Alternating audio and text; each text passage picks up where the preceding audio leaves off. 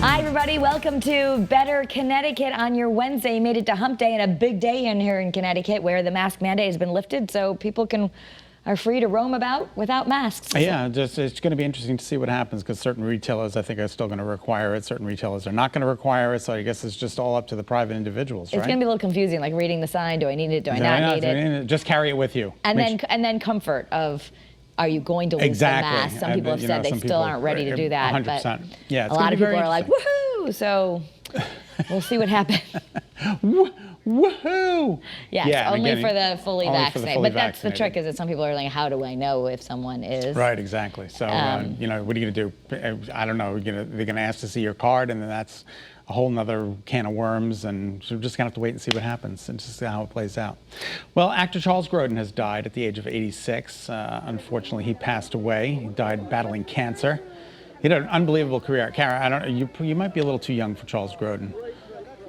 Well, some of the big stuff that he did, but it's 1972, that is before my time, the heartbreak with Sybil Shepherd. Yeah. Well, I love Sybil Shepherd, but I loved her from Moonlighting. You know where I know Charles Grodin from most recently? He used to do editorial for CBS News at 880 out of New York. So, but he was also a contributor to 60 Minutes, too. He was a late night staple with Letterman and Johnny Carson.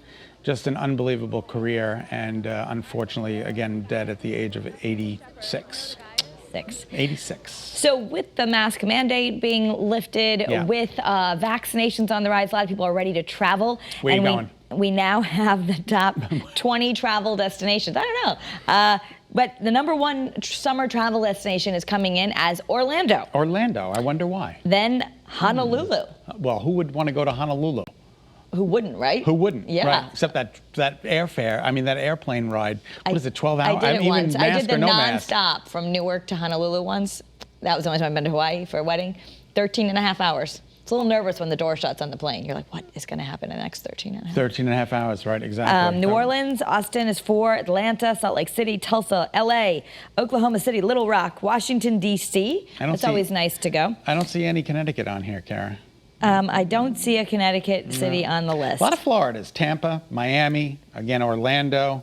So if you're looking for something fun to do with some of the best travel cities, go to Florida. You know, we had they got the sunshine there. Well, we got sunshine today, though. Lots of it. So nice. And maybe still flirting with 90 at some point? Yeah, absolutely. Wow. Just to add to that, we had a story in the news yesterday that I thought was so great. They're trying to create this, it's Boom Supersonic, a company. They want to be able to fly anywhere in the world for less than 4 hours for $100. Oh my God. And they say they're going to do this by 2026. So sign me up. Get ready to travel. And in case I can't work here anymore, I'm going to go work for Bank of America because they're raising their minimum wage to $25 an hour by 2025. Yeah. I'm with Bank of America. I like Bank of America. I love Bank of America. They've got lots of ATMs. Lots of ATMs, lots of helpful people. I remember when I got audited, they were super, super, super helpful. I couldn't have done it without them. Just getting all the paperwork and the taxes, they were just unbelievable. So I like Bank of America. Now, the employees are at Bank of America already are making $20 an hour. Yeah. So they're going to raise it to $25 by 2025. They said that this will impact about 43,000 employees at more than 2,000 vendors. They're going to include, because they're going to require all their vendors to make at least a certain amount as well. At least $15 an hour, which is considered a living wage, which I think, given how many businesses do business with Bank of America, that's the bigger impact here. I think so too. Is that you can't do business with us unless you're paying at least $15 an hour. So, which I think is really terrific. That's pretty amazing. So that's pretty cool. All right, France is opening back up. You can now get a croissant at the cafe, and President Macron is showing you. I like it. I say macaroon. French President Macaroon. He's not Macaroon, Macron. Emmanuel Macron, but he posted a video. He was getting a macaroon, I should have said. Video on Twitter of himself and also the French Prime Minister, and they were having cups of coffee on the terrace. So they've been a lot more locked down in certain places in Europe than we have, so this is a big deal. This is a big, big, big deal for them. And what is this about this naked chicken chalupa? What is that? I really don't know. What is a naked chicken? I don't know. Well, Aren't all chickens naked? Aren't well, they don't have, wear clothing. They don't wear clothing, but they do have feathers. Maybe it's an unfeathered chicken. Taco Bell is bringing back the naked chicken chalupa, but it's not even naked because it comes with lettuce and cheese and tomatoes and avocado ranch. I really don't know, but if you really like Taco Bell and that's your jam, the naked chicken chalupa is coming back. You know what I gotta say? Oh, there's no shell? Oh. Oh, maybe it's just, oh, you stuffed the piece of chicken with so it's the like stuff. you can get rid of the carbs. So you're holding the chicken? That sounds a little weird. I don't know. The whole thing sounds weird. Plus, Kara, avocado ranch sauce. Just leave it at the avocado. Yeah, something's weird about ranch sauce. I don't know. It sounds mayonnaise-y to me. Let's brighten your day. Yes. How about an 8-year-old who is just amazing? She's been doing all these service projects for police since she was only 3 years old. Now she's going to run a mile at tracks all over the nation because she's raising money for canine officers. I love this. She's going to run a mile, and look, she's carrying the flag, and then she donates the flag to the police department, and they ran the last couple of yards with her.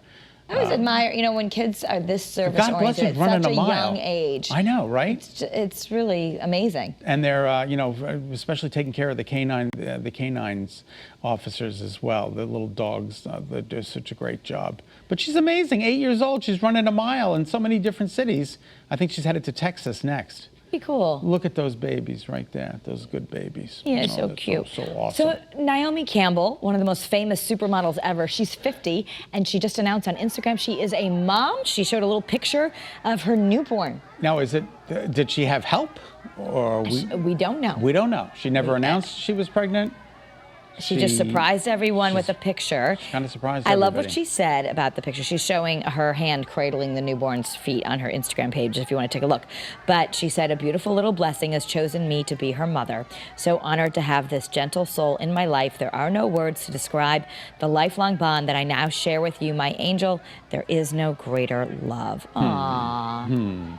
She's, I mean, back in the day when it was Cindy Crawford and Naomi Campbell and the supermodel, she's an icon. Absolutely. All right. It's Queen Elizabeth's granddaughter, Princess Beatrice. Another royal baby on the way. She just announced that they're going to, and now she's only been married for about 10 months. So they got pregnant quick, and another royal baby is on the way.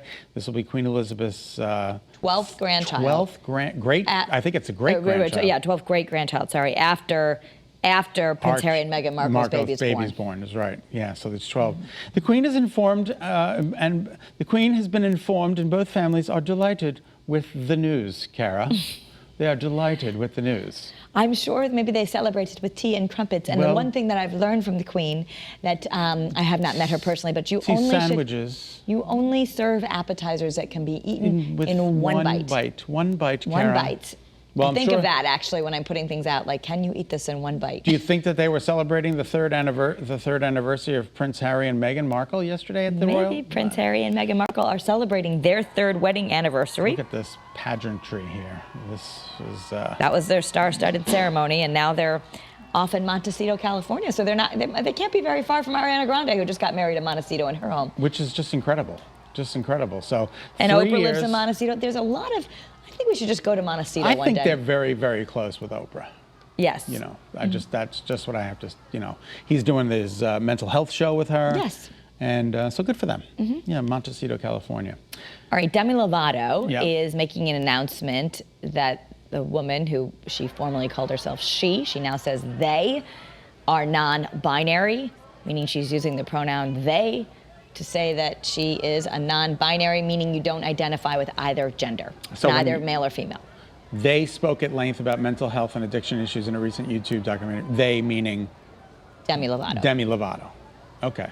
And she was engaged to be married, but she decided that wasn't the right path for her, and now she's talking. And she said she's not really committed. It may be this way. She may change again. All right. You never know. You never know. We do know that Nick Jonas is recovering from a bike accident, a motorcycle accident. The singer-actor revealed on The Voice.